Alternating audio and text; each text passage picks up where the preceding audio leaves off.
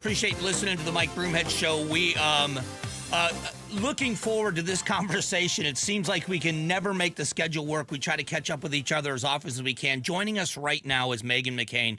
Meghan, it is so good to talk to you. Oh my gosh, Mike, I love talking to you, and thank you for having me on today. I really appreciate it. Yeah, it seems as if your family remains in the spotlight. Your father was such a household name in American politics for so long. And now with this presidential race, his name is being used really on both sides of the aisle once again. I know that your brother has made some headlines with an endorsement of the vice president, but you have come out. I just read a story this morning that says you are not going to support either candidate. Can you explain that? Yeah, I mean, I am a lifelong conservative, literally my entire life, and working in conservative politics and conservative media has been my entire life. Just, when it comes to work and my professional life. And I really believe in what I am, preaching to people. I believe in the movement. I believe in the ideals of the Republican Party. I believe in limited government. I'm very pro-life. I'm very pro-military. And just because there's been a lot of personal animus and, feuding between myself and my family and the Trump family, it doesn't mean that everything I believe in goes out the window. And for me, which I understand it's not this way for some people, but for me, the Republican Party isn't just Trump. It's not just Trumpism, and it never has been and it never will be. And, I very deeply love and respect my brother, Jimmy. I think you know him as well. He's very fun and he's very kind. And, I respect his decision. But, I think Vice President Harris is an existential threat to the country. And to say she will not be getting my personal endorsement is putting it mildly. So let's talk about the balance, because when it came to your father and the former president, I used to say on the air that I felt like a kid caught up in a horrible divorce, that neither side liked each other. I didn't want them to continue to fight with each other, but it's different for you. You are a family member, and I know how much you loved your father. And I know that there were some things that said that really were bothersome, but I also watched you when you were on The View defend the things that happened when you thought the former president was doing the right things. How were you able to detach that horrible personal feeling from what you were witnessing and what you saw? Well, it's a very tricky tightrope to walk because, obviously politics is human nature. It is what we respond to as humans, what inspires us, what angers us, what frustrates us. That's why I like it so much, because I think it's a complete reflection of just who we are as Americans on a very, very basic level. President Trump, I don't need to relitigate with you or your audience. Everyone is well aware of the things that were said and done when my dad was alive and as he was dying. And if I came on your show and said, you know what, forget it, it's fine, put that aside, I'm for Trump now, you and your audience would think I was a sociopath. For me, I think most people, blood is thicker than water, and my loyalty to my family and to my dad is above all else. And the Trump family and President Trump himself has had years and years and years to make this right, and they have chosen not to. And this could have been fixed and solved a long time ago, and he's the one that started it. He's the one that exacerbated it, and it's been very painful, just emotionally. So for that reason alone, he would never get my endorsement, because I love my dad more than anyone, and I would never do anything to betray him or hurt him. And it's a real shame, because had none of this happened, I think I truly believe in my heart, and I know from just data and polling, there are a whole swath of Republicans, specifically in the state of Arizona, who consider themselves McCain Republicans and who will not vote for someone who has trashed my family. And that's very uncomfortable for people like Carrie Lake right now. And again, the thing I don't understand more than anything is people like me are willing to come to the table. And I know that I'm called a rhino and, all these ugly things by people like Carrie Lake. And right now she's in the last Fox News poll, she's losing by 11 points. Do you really think that you are so amazing and interesting and so compelling that you have the luxury of telling voters not to vote for you because their last name's McCain or they like John McCain?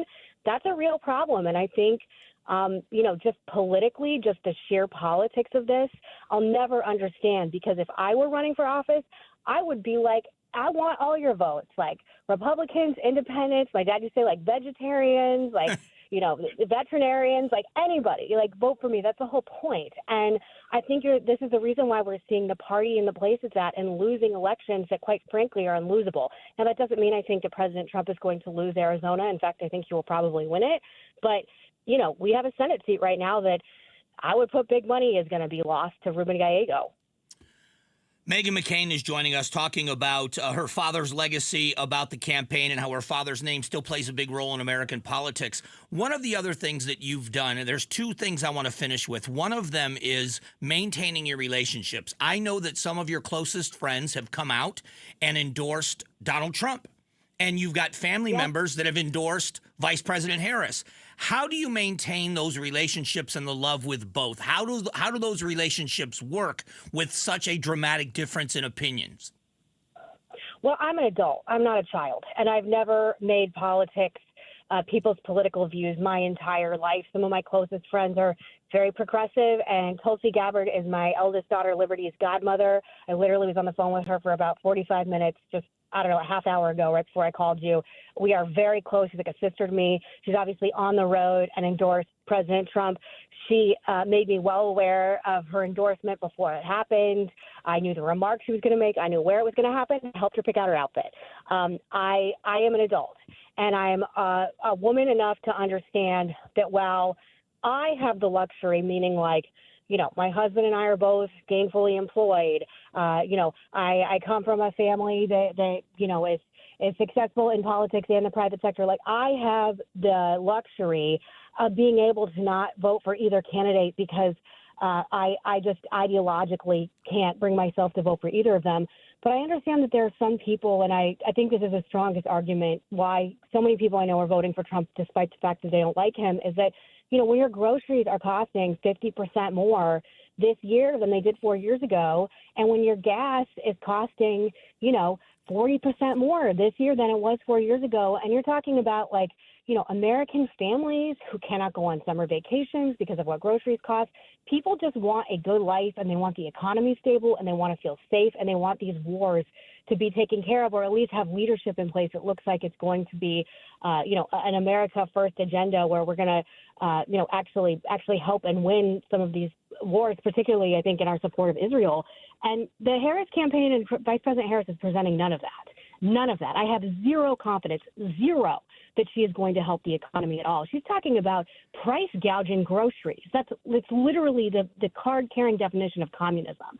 So I understand close people in my life who are like, Meghan, I don't have the same luxury you do.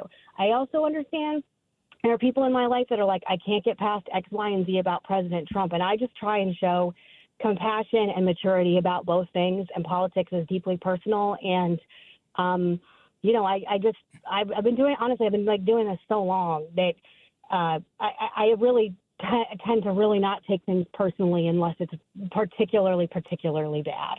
Well, so it sounds like from what you're saying that policy-wise, I hear exactly what you're saying. And I hope this isn't too personal of a question. Are you going to abstain, or are you going to write in a name? Are you going to vote for someone else? What is the plan when it comes to the presidential race? I tend to vote in. I tend to write in. Excuse me. I've done that the past 3 times, I believe. For a period of time, I was open to voting for RFK, and then he's too much for me, and I don't think he's a very serious person in general. So I'm probably just going to write in. I don't know who I'm going to write in. I'll write in someone. And it's really unfortunate. I'm 40 in a month, and I loved Ron DeSantis. I still do. I was a big supporter of his when he was running in the primary. I love Nikki Haley. I actually would have happily and easily voted for any candidate running for president except maybe Vivek Ramaswamy. And even then, I probably would have held my nose and voted for him. So what's sad to me is I do think there's a real missed opportunity when it comes to the gender gap and the generational gap that someone like a Ron DeSantis could have brought in a whole swath of voters. And like I said, if he were the nominee right now, I would be wearing his hats and coming on your show, giving all the reasons why I think people should vote for him. And, for me, Trumpism is just, there's so much baggage. And I actually think the most effective tagline the vice president is saying right now is we're not going back, because for all the positives that there were during the Trump years, there's a lot of negatives and a lot of chaos as well. And I just find Trump as a leader very emotionally taxing on top of everything else. And I don't want that in a president. I don't want to feel like I'm in some weird relationship where I feel like emotionally, drained from having them in the White House. So, but I'm sure Vice President Harris is going to do that to me too. And I think this is a garbage election with garbage candidates. And I'm sorry if that's going to make some of your listeners angry. It's just my honest opinion and how I feel. Meghan, that's why I love talking with you. You are always honest about how you feel. I look forward to talking to you again soon. Thank you, Mike. And you're like just the best. I so admire you, and you're friends with my dad before he died, and I admire your family. And, I'm just so happy your show is still doing as incredibly well as it is. And I'm just so happy to come on. Thank you. Thanks, Meghan. That's Meghan McCain spending a few moments with us. Coming up, we're going to talk about the economy. She's just a blast to talk to. I just love talking with her. She's always honest, and I think she's brilliantly smart. Thanks for watching the Mike Broomhead Show. Catch up on Amazing Arizonans, a KTAR News podcast, and click the button in the middle to subscribe.